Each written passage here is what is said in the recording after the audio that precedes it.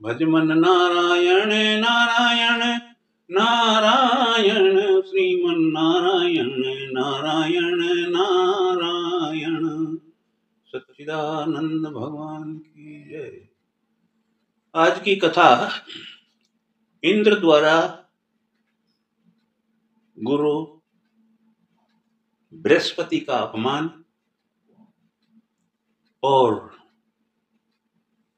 पुरोहित के स्थान पर विश्वरूप का वरण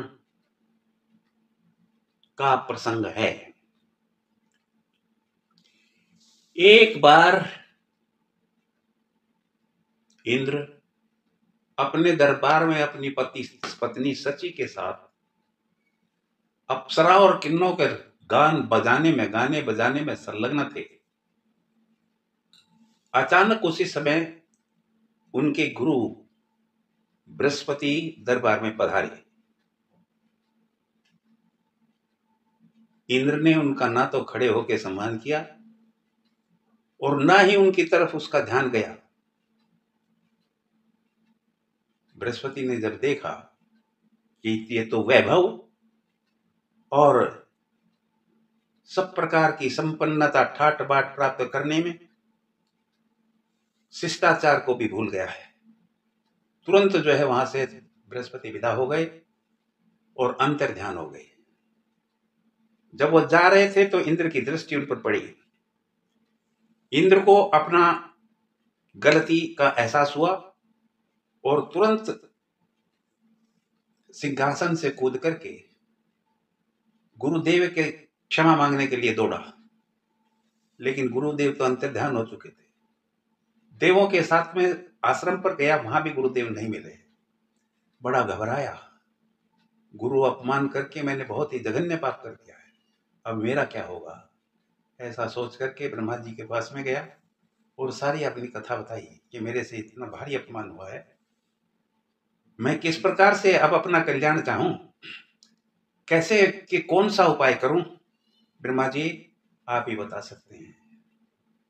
मैं क्या बताऊं, ये तैने ऐसा पाप किया है, तैने तो गुरु अपमान करके अपना सब धैर्य, साहस, आत्मविश्वास सब कुछ खो दिया है। और उधर राक्षसों ने अपने गुरु शुक्राचार्य की तन मन धन से पूर्ण प्रकार से संतुष्ट उनको सेवा करके किया है, उनका बल बढ़ गया है। तो अब जो है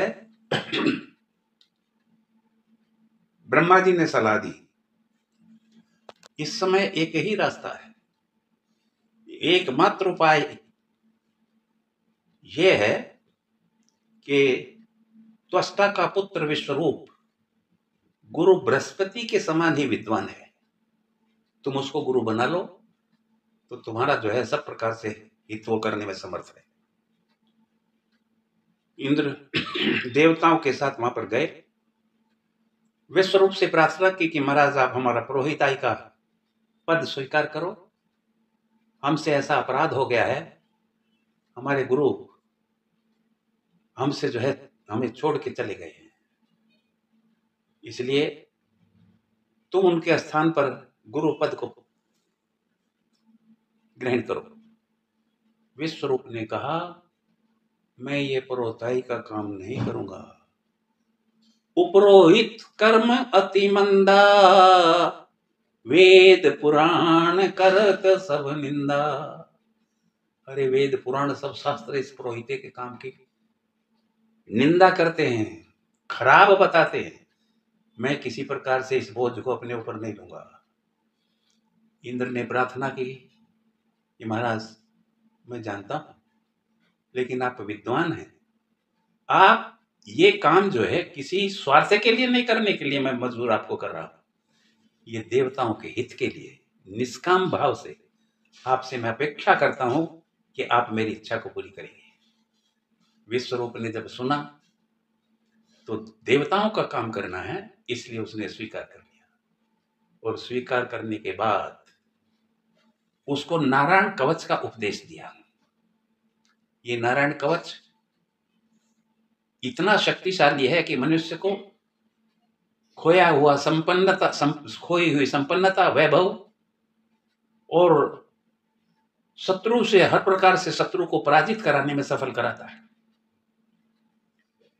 राक्षसों को जब पता लगा कि इंद्र ने अपने गुरु का अपमान किया है, तो उन्होंने तुरंत जो है स्वर्ग पर चढ़ाई कर दी, क्योंकि शुक्राचार्य ने उनको सलाह दे दी, उनकी सेवा से प्रसन्न हुए और कहा कि इस समय गुरु को अपमानित करने वाला कोई भी व्यक्ति हो, वो हर प्रकार से उसमें शक्तिहीन हो जाता है। इसलिए तुम इंद्र पर चढ़ाई करके स्वर्ग पर और सारी संपत्ति स्वर्ग की लूट लो। राक्षसों ने वैसा ही किया। इंद्र वहां से भाग गए छोड़ करके राज्य को, और सारे देवता लोग कंदराओं में जाकर के छिप गए। विश्वरूप ने जब नारायण कवच का उपदेश इंद्र को दिया, तो उस कवच के प्रभाव से इंद्र फिर महान शक्ति को प्राप्त हुआ। आत्मविश्वास उसमें कूट कूट के भर गया, धैर्य और साहस की कमी नहीं रही। तुरंत जो है उसने सारे राक्षसों के साथ युद्ध किया, और युद्ध करने के बाद अपनी खोई हुई संपत्ति को वापस कर लिया, राक्षसों को पराजित किया, बुरी तरह से उनको उनके दांत खट्टे कर दिए। इसके बाद इस खुशी में इंद्र ने महान यज्ञ किया, महान यज्ञ किया। तो ब्रह्मा जी ने पहले ही बता दिया था कि विश्वरूप को अगर वो गुरु बनना स्वीकार कर लेता है, तो एक बात ध्यान रखना, उसका पिता तो ऋषि है, त्वष्टा, और उसकी माता रचना राक्षस कुल की है, इसलिए वो राक्षस कुल का भी पक्ष लेगा। उस समय तुम उसका विरोध मत करना, तो वो सारे काम तुम्हारे बना देगा। अब यज्ञ हो रहा है, पुरोहित विश्वरूप था ही था, उसने आहुति देते देते, देवताओं को आहुति दी जाती है, उसका मन जो है अपनी माता कुल के भी उद्धार का उसके मन में भाव आया, और अपनी मातृ कुल के, मातृ पक्ष के, अपनी माता के पक्ष के परिवार के लिए भी उसने आहुति दे दी। इस कपट को इंद्र ने जान लिया, और उसने तुरंत जो है विश्वरूप का सिर काट दिया। विश्वरूप के 3 सिर थे।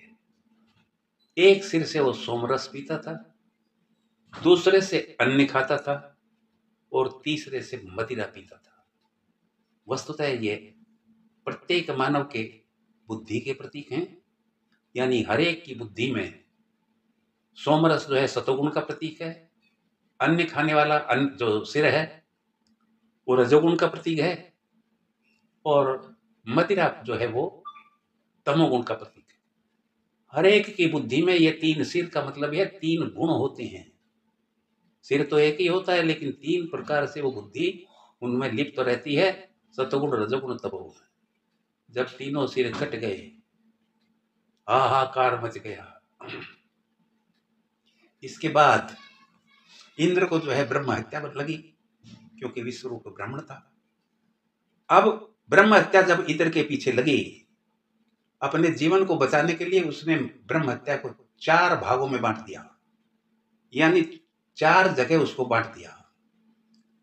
पहली ब्रह्म हत्या का 4थाई भाग पृथ्वी को दिया, और पृथ्वी ने इस लालच में 4थाई भाग ले लिया कि मेरा गड्ढा जहां हो जाए वहां थोड़े दिन के बाद अपने आप भर जाए।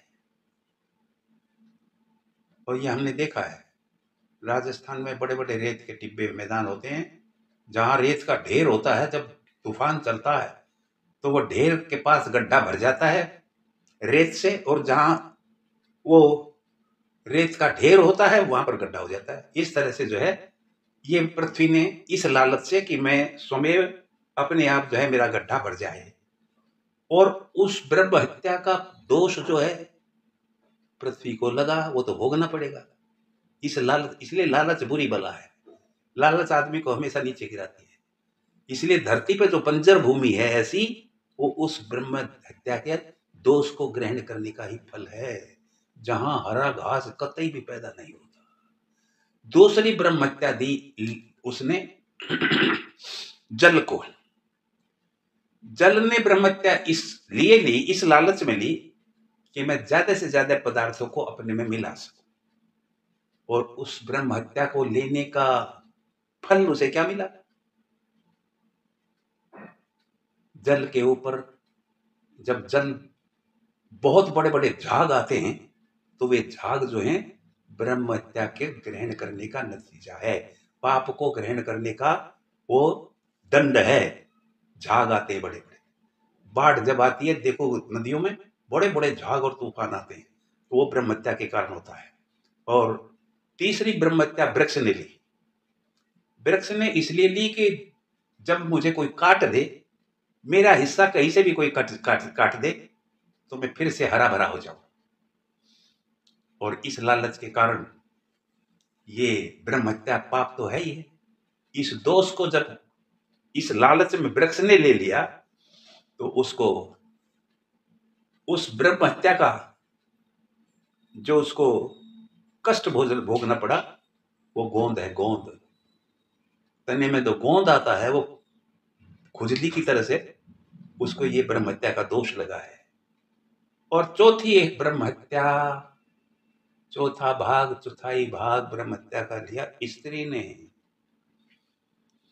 उसने इस लालच में लिया कि मासिक धर्म के दिनों को और गर्भावस्था को छोड़ के मैं सदा भोग के काबिल बनी रहूं। इसलिए मासिक धर्म की स्थिति में स्त्री से कोई रसोई आदि का घर का काम नहीं करना चाहिए। उसका मुंह देखना भी पाप कर्म होता है। इसलिए उसको छिप के रहना चाहिए मासिक धर्म के दिनों में। मासिक धर्म ब्रह्म हत्या जो ली उसका दोष क्या है? हर महीने जो ये मासिक धर्म होता है ये उसी का फल है। उसी ब्रह्म हत्या का लेने का दोष उसी का ये नतीजा है कि उसे हर स्त्री को मासिक धर्म हर महीने जो है पवित्र होना पड़ता है। इस प्रकार से ब्रह्म हत्या से इंद्र ने छुटकारा पा लिया और सब प्रकार की संपत्ति धन उसके पास प्राप्त हो गया नारायण कवच के उपदेश से। और हर प्रकार से गुरु के प्रति सम्मान करने से ही व्यक्ति उत्तम पद को प्राप्त कर सकता है, उत्कृष्टता को प्राप्त कर सकता है। और जिसने अपने गुरु का अपमान कर दिया, माता पिता का अपमान कर दिया, संसार में कभी भी वो सुख से चैन से नहीं रह सकता है। सच्चिदानंद भगवान की जय। श्रीमन्नारायण नारायण नारायण भजमन नारायण नारायण नारायण श्रीमन नारायण नारायण नारायण।